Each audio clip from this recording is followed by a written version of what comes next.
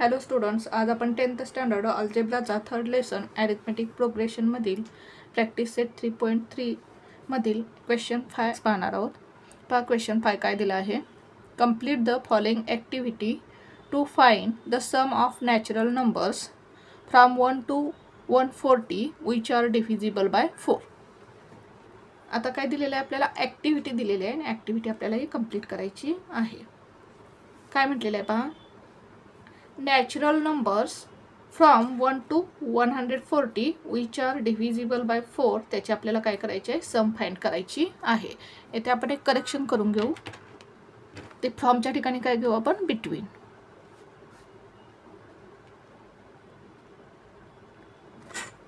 आता जर आपण फ्रॉम 1 to 140 असेल तर आपली लास्ट जी टर्म असणार आहे ती काय येईल, 140 येईल.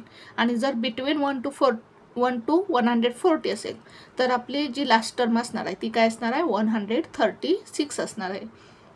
हे आपण लक्षात ठेवायचं. पहा आपण सॉल्व करू ॲक्टिव्हिटी.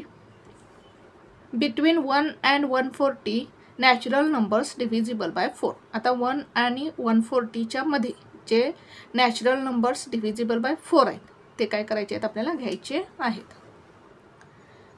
आता 1 पासून जर आपण स्टार्ट केलं तर 4 डिव्हिजिबल असणारे नंबर्स कोणते येतील, 4, 8, 12, 16, डॅश डॅश डॅश.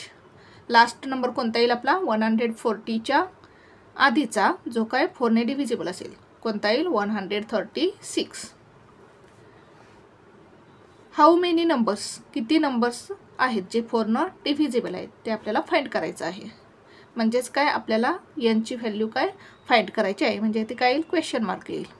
आता इथे यांची व्हॅल्यू आपल्याला फाइंड करायची आहे. एची व्हॅल्यू किती आहे पहा, ए म्हणजेच first term 4.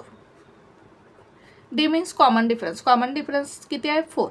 Numbers divisible by 4 आहेत म्हणजेच कॉमन डिफरन्स किती असणार आहे, 4. किंवा T2 - T1, second term minus first term केलं, 8 - 4 केलं तर किती येईल, 4. म्हणजेच कॉमन डिफरन्स किती मिळेल आपल्याला, 4 मिळेल. आता येथे यांची व्हॅल्यू काढण्यासाठी आपल्याला हा फॉर्म्युला यूज करावा लागेल. Tn = a + n - 1 × d. आता हा फॉर्म्युला येथे खाली याच्यामध्ये आपल्याला किमती पुट करायच्या आहेत, व्हॅल्यू पुट करायच्या आहेत.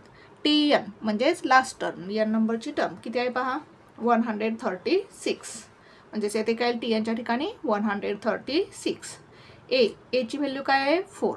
म्हणजेच येथे काय येईल पहा, 4 प्लस n - 1, यांची व्हॅल्यू आपल्याला फाइंड करायची आहे, इंटू d. डीची व्हॅल्यू किती आहे, 4. म्हणजे येथे काय येईल, 4. आता हे जर आपण सॉल्व केलं तर आपल्याला यांची व्हॅल्यू किती मिळेल पहा. आपण यासाठी काय करायचं, रफ कॅल्क्युलेशन करायचं. रफ कॅल्क्युलेशन करू आपण. पहा, 136 = 4 प्लस n - 1 × 4 काय येईल, 136. हे 4 काय करू आपण, हे 4 या साईडला घेऊ. म्हणजे काय होईल, येथे प्लस आहे ना, या बाजूला आल्यानंतर मायनस होईल. -4 = n - 1 × 4. 136 - 4 केल्यानंतर किती मिळेल पहा आपल्याला, 132 = n - 1 × 4. आता हे 4 आपण या साईडला घेऊ. येथे मल्टिप्लिकेशन आहे, या बाजूला आल्यानंतर डिव्हाइड होईल. 132 / 4 = n - 1. भाग घालू आपण. 4 × 1 = 4. इथे 4 × 3 = 12. 13 मधून 12 गेल्यानंतर 1 राहील, म्हणजेच इथे 12 झाले. 4 × 3 = 12. म्हणजेच आपल्याला किती मिळालं, 33. n - 1 ची व्हॅल्यू किती मिळाली आपल्याला, 33 मिळाली. आता हा n आपण या बाजूला घेऊ. इथे मायनस आहे, या बाजूला आल्यानंतर प्लस होईल. Therefore n = 33 + 1. Therefore n = 34. म्हणजे यांची व्हॅल्यू काय मिळाली पहा आपल्याला, 34 मिळाली. आपण फॉर्म्युला यूज केला, Tn = a + n - 1 × d. आणि व्हॅल्यू आपल्याला यांची किती मिळाली मग, 34. ते काय येईल, 34. आता आपल्याला Snचा फॉर्म्युला माहिती आहे. काय आहे formula, Sn = n/2 ब्रॅकेटमध्ये 2a + n - 1 × d. आता या फॉर्म्युलामध्ये आपण काय करू, व्हॅल्यू पुट करू. पहा, एस एन, एनची व्हॅल्यू किती मिळाली 34, म्हणजे येथे काय येईल 34. एन अपॉन 2, येथे काय येईल एनची व्हॅल्यू 34. ब्रॅकेटमध्ये काय 2a, 2 इंटू ए, एची व्हॅल्यू किती मिळाली आपल्याला 4, 2 इंटू 4 प्लस एन मायनस 1, यांची व्हॅल्यू किती मिळाली 34, म्हणजे येथे काय येईल 34 मायनस 1 इंटू डी, डीची व्हॅल्यू किती मिळाली आपल्याला 4. आता हे कॅल्क्युलेशन आपण करू आणि जे आन्सर मिळेल ते काय येईल या बॉक्समध्ये येईल. त्यासाठी आपण रफ कॅल्क्युलेशन करून घेऊ.